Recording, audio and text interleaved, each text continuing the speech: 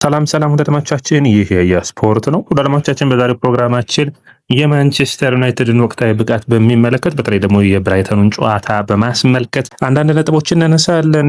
ማንቸስተር ዩናይትድ በእንግሊዝ ፕሪሚየር ሊግ 9 ጨዋታዎችን አድርጎ በስድስተኛ የደረጃ ሰንጠረዡ ላይ ይገኛል። ከማንቸስተር ሲቲ እኩል 16 ነጥብ አለው። 5 ጨዋታዎችን አሸንፎ 1 ተሸንፎ 3 ጨዋታዎችን ተሸንፏል።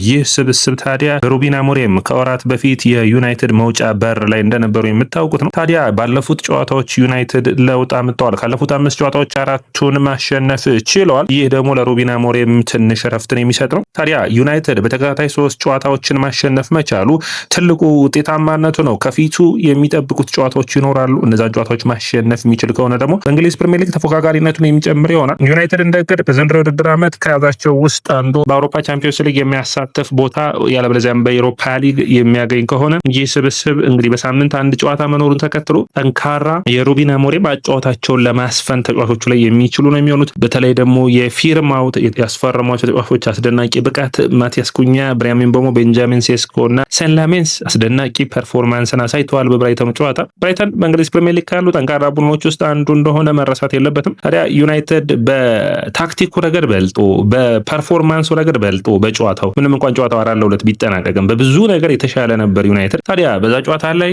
አንደኛ ስለ ማቲያስ ኩኛ የምናወራችሁ ይኖሩናል።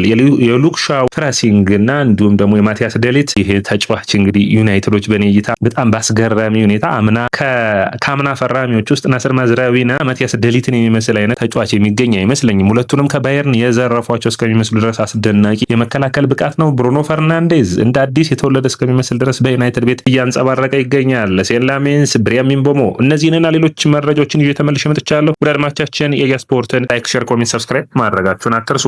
የእናንተ ላይክ፣ ሼር፣ ኮሜንት፣ ሰብስክራይብ ብዙዎቹ ጋር እንድንደርስ የሚያግዘን ይሆናል።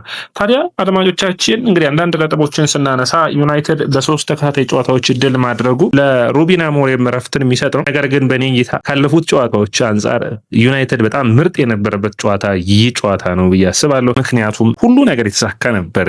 ብሪያን ምቤሞ አስደናቂ ብቃት፣ የማቲያስ ኩኛ፣ ብሩኖ ፈርናንዴዝ ብዙዎቹ የተሳኩ ፐርፎርማንሶችን አሳይተውናል። ታዲያ እያንዳንዳቸውን እንያቸው። እንግዲህ ዩናይትድ በክረምት ብሪያን ምቤሞን 71 ሚሊዮን ፓውንድ፣ ማቲያስ ኩኛን 62.5 ሚሊዮን ፓውንድ ሲያወጡ ብዙዎቹ ከፍተኛ የሆነ ጥያቄ ያነሱባቸው ነበር። በዝውውር መስኮት ላይ እንደዚህ አይነት ወሳኝ የሆኑ ተጫዋቾችን ቡድኑን በአንዴ ለውጥ የሚያመጡ ተጫዋቾችን በፍጥነት ማምጣት መቻላቸው ዩናይትድን ውጤታማ አድርጎታል። የማቲያስ ኩኛ ጎል ባለፉት ጨዋታዎች ምርጥ ብቃቱን እያሳየ ቢገኝም ጎል ግን አላገኘም ነበር። ታዲያ በዚህ ጨዋታ ላይ ማቲያስ ኩኛ በሚታወቅበት አንገል ነው ማስቆጠር የቻለው። አስደናቂ ጎል፣ አስደናቂ ፍጥነት፣ አስደናቂ ሩጫ፣ አስደናቂ ቅንጅት የነበረበት ሁኔታ ነው።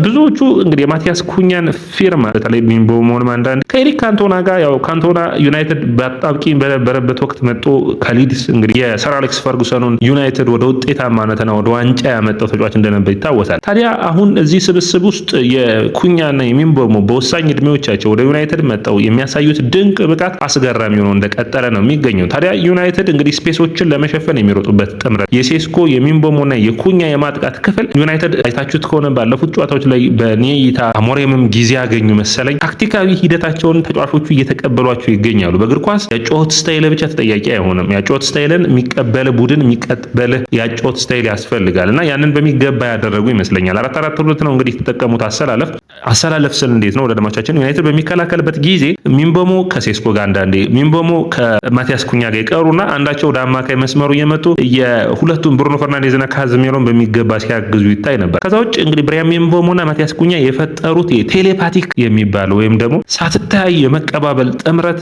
ቦታው የሚሸፍኑበት መንገድ፣ ሩጫዎችን የሚሸፍኑበት መንገድ በደንብ ስልጠና ላይ የተሰራ ነገር እንዳለ የሚታይ ነው። ሩበን አሞሪም ባለፈው ዓመት ያላገኙትን እድል አሁን በሚገባ አግኝተው በሚገባ ያንን እያገዙ እንዳለ ይታያል። ከዛ ውጭ ዩናይትድ ፕረስ የሚያደርግበት መንገድ ከረጅም ጊዜ በኋላ ዩናይትድ የተጠና ፕረስን እያደረገ ነው የሚገኘው። ማን ምን ማድረግ እንዳለበት እዚህ ቡድን ውስጥ አሁን ይታወቃል። ቅርጻቸውን በፍጥነት ተመልሰው ይይዛሉ።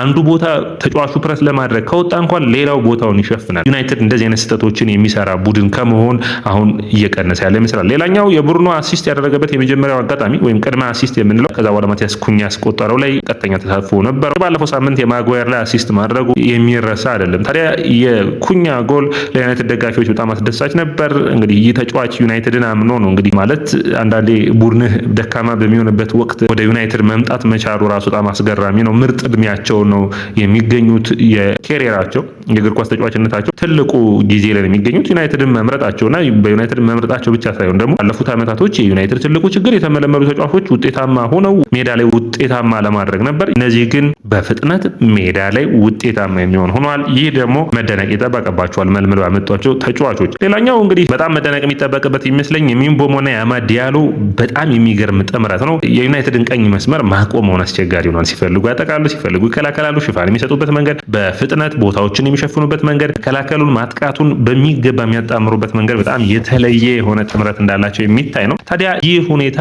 መጨረሻ ምን አይነት መፍትሄ ያመጣል የሚቀጥሉት ጨዋታዎች የሚታይ ይሆናል። ባለፉት 3 ጨዋታዎች ግን ዩናይትድ ሰንደርላንድ ሲያሸንፍ አሁን ያለበትን የደረጃ ሰንጠረዥ ማየት ትችላላችሁ። ሊቨርፑልን እንዲሁም ደግሞ በሚገርም ሁኔታ ማሸነፍ የቻሉት ብራይተንን ነው። እነዚህ 3ቱም ክለቦች ጠንካራ ናቸው። ዩናይትድ እስካሁን ድረስ በ9 እንግሊዝ ፕሪሚየር ሊግ ጨዋታዎች የገጠሟቸው ክለቦች ራሱ ስታዩ ጠንካራ የሚባል የእንግሊዝ ፕሪሚየር ሊግ ፈተና ነው ያጋጠማቸው። ወደ ኢትሃድ አቅንተዋል፣ ወደ አንፊልድ አቅንተዋል። አርሰናልም በሜዳቸው ገጥመዋል። አርሰናል የፕሪሚየር ሊጉ መሪ መሆኑን መርሳት የለባቸው። ጠንካራ አጀማመር እንዳደረጉ ዩናይትድን ለማየት ማለት ነው። ደካማ የሚባል ቡድን ያን ያክል አልገጠማቸውም።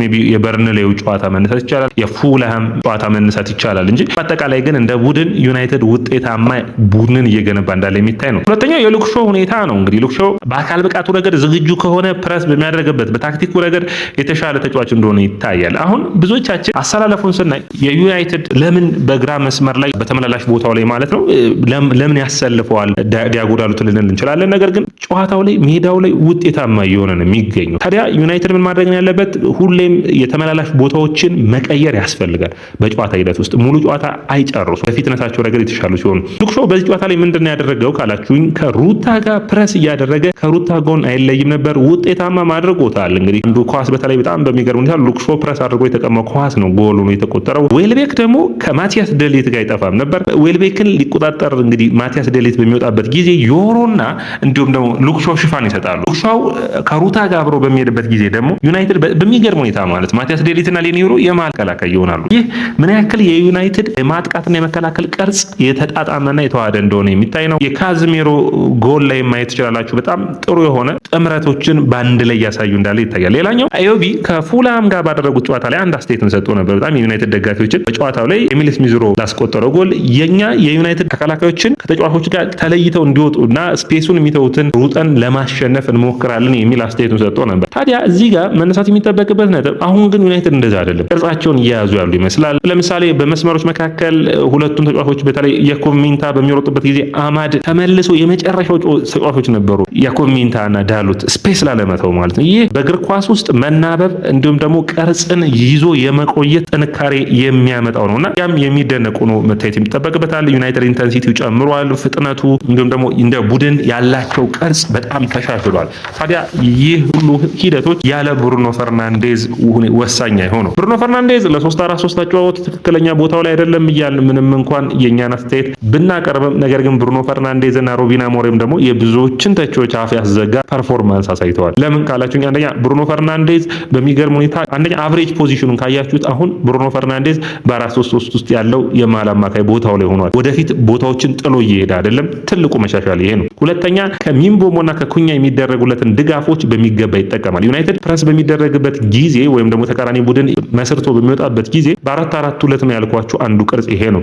ስለዚህ ብሪያን ሚንቦሞ አንዳንዴ ሲያስፈልግ ያለበዛ ደግሞ ብዙ ጊዜ ግን ማቲያስ ኩኛ እየተመለሰ ሽፋን የሚያደርግላቸው ይሆናል። ዩናይትድን ውጤታማ ያደርገዋል። ያ ማለትም ማለት ነው የዩናይትድ ፕረስ በሚደረግበት ጊዜ ቦታቸውን የሚይዙት ሌኒሮ፣ ማቲያስ ደሊት እንዲሁም ደግሞ ሉክሾው፣ ዲያጎ ዳሎት አራቱ ይሆናሉ ማለት ነው። የተከላካይ መስመር ላይ አማካይ መስመር ላይ እንግዲህ አማድ እንዲሁም ደግሞ ካዝሜሮ፣ ብሩኖ ፈርናንዴዝ እና ማቲያስ ኩኛ ይሆንና ከፊት ሴስኮና ሚንቦሞ ብቻ ይሆናሉ። ስለዚህ ቅርጻቸውን ለመያዝ ቶሎ በፍጥነት ይሮጣሉ። ብሩኖ ፈርናንዴዝ ዳሎት የሚለቀው ቦታ ካለ የዲያጎ ዳሎትን ቦታ ለመሸፈን የሚመለስበት መንገድ፣ ስፔሶችን የሚያነብበት መንገድ የጨዋታውን የ3-4-3 አጨዋወቱን በደንብ እየተረዳው እንዳለና ሪትሙን እያመጣ እንዳለ የሚታይ ነው። በዚህ እንዲቀጥል ነው እንግዲህ የሚያስፈልገው። ዩናይትድ ግን ባለፉት ጨዋታዎች የነበሩበት ችግር ቋሚ ከፊት ካሉ ተጫዋቾች ብቻ ሳይሆን ሳይሆን የግብ ጠባቂ ችግር ነበር። በተለይ በጣም መነሳት የሚጠበቅበት የኦናናና የባይንደር ጉዳይ። ከባባድ ቀናቶችን አሳልፏል ዩናይትድ። አሁን ትክክለኛው ግብ ጠባቂ የመጣ ይመስላል። ሴን ላሜንስ በፕሪሚየር ሊጉ የተላመደበት መንገድ ያለፉትን 3 ጨዋታዎች የቆሙ ኳሶች ጥንካሬ ሆኗል።